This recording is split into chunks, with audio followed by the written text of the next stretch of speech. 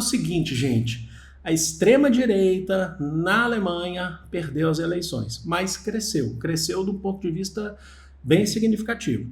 Mas não é só isso, porque a esquerda radical também cresceu. Tá? Então tem esses dois pontos. Agora, quem que levou a melhor? Quem levou a melhor, ou está levando, o que tu tem mostrado para a gente, é a União Democrática Cristã. Então, assim, nesse ponto de vista, desse ponto, nada de surpresa. A gente tem o Friedrich Merz, que conseguiu ali cerca de 29, está conseguindo cerca de, a perspectiva é de 29% dos votos na Alemanha. Conservador, mas não é o conservador que a gente conhece ali da extrema-direita, apesar de ter alguns pontos, principalmente relacionados à imigração, que em relação a Alice Weis, que é a líder da AfD, né, da Alternativa para a Alemanha da extrema-direita, ele tem alguns pontos em comum.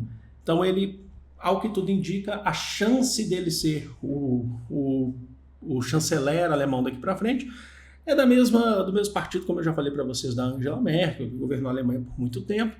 Agora, quem saiu derrotado de fato, foi o partido governista e seus aliados, certo? Então a gente está falando do Olaf Scholz, saiu derrotado, que se trata do Partido Social Democrata da Alemanha, já reconheceu, inclusive, essa altura que esse vídeo está saindo, então na hora ele já reconheceu a derrota na Alemanha, assim como, por exemplo, seus aliados, os verdes, também já reconhecendo a derrota. Então, o que a gente tem? Lá, mais ou menos ali, 29%, nós temos então a União Democrática Cristã, na cabeça, com 29% aí das intenções de voto, seguido pela AfD, a Alternativa para a Alemanha, que esse sim é o da extrema-direita que a gente está falando, da Alice Weis, que com 19% aí das intenções de voto.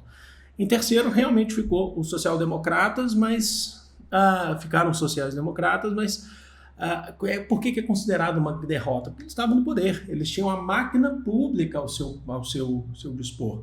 E a Alemanha vivendo essa crise, na verdade a gente já sabia desde o início que eles iriam sair derrotados e vão precisar construir tijolinho por tijolinho. Saíram derrotados, uma indústria incipiente, uma indústria que enfraqueceu nos últimos anos, tem toda uma relação internacional também.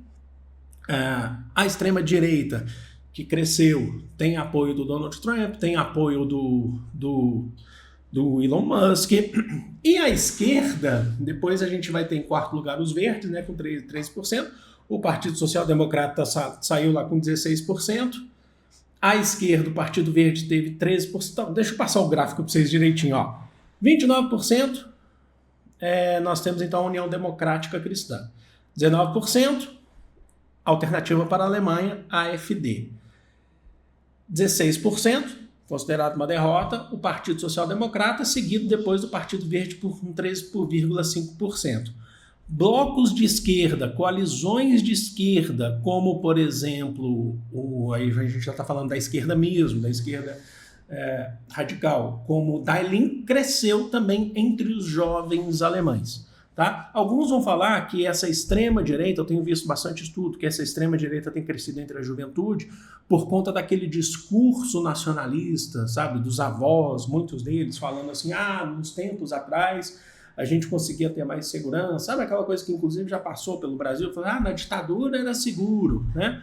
Mas era seguro olhando assim, né? Dessa forma. Então os jovens têm crescido muito lá com a extrema-direita, até mesmo porque a extrema-direita tem uma atuação muito forte em redes sociais. Então, por exemplo, uma das marcas da extrema-direita é fazer vídeos já voltados para a juventude no TikTok.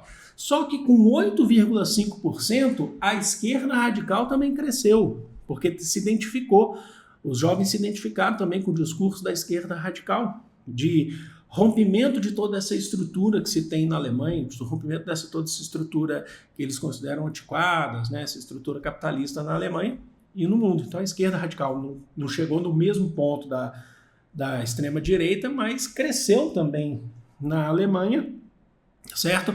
O principal nome aí, o partido, o Die Linke, né, que conseguiu uma margem interessante de votos agora nessas eleições parlamentares.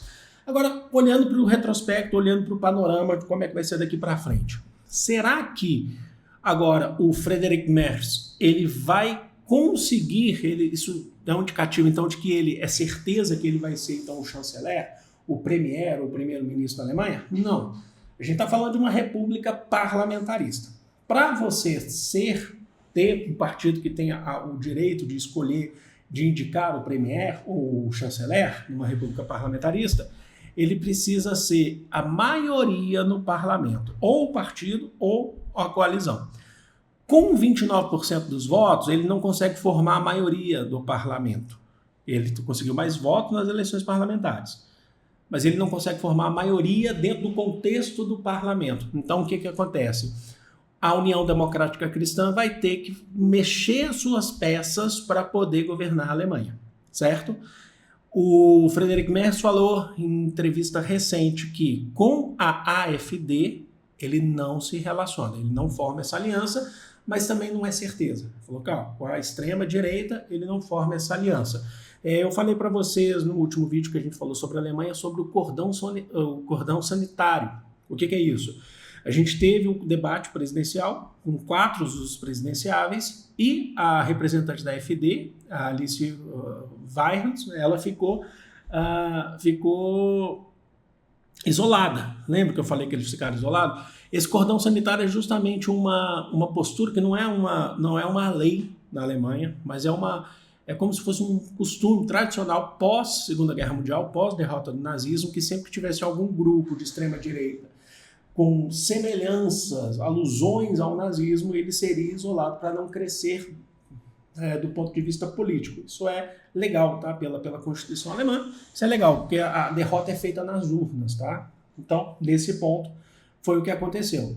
Ele tem falado que não vai formar maioria, que ele não tem condições de formar maioria com a extrema-direita, e se ele fizer isso, então ele vai ter que negociar com os social-democratas, com verdes, até mesmo com a esquerda radical, se ele quiser governar para poder formar a maioria no parlamento e poder escolher o chanceler da União Democrática Cristã, que deve ser um caminho mais natural a se seguir, mas também isso não é garantia nenhuma.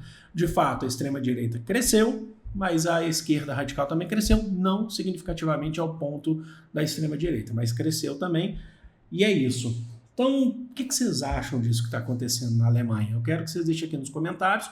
Logicamente, se tiver mais notícias sobre, alguma coisa que a gente possa entender melhor essa questão estratégica, essa questão do mundo.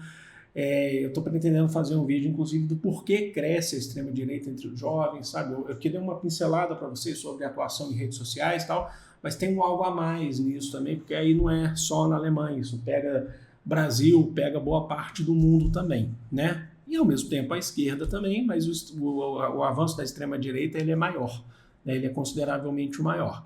Mas deixa aqui nos comentários o que vocês acham sobre isso, eu quero saber a opinião de vocês e a gente vai começando a nossa semana aí. Eu vou ficando por aqui, sempre com muito respeito, viu?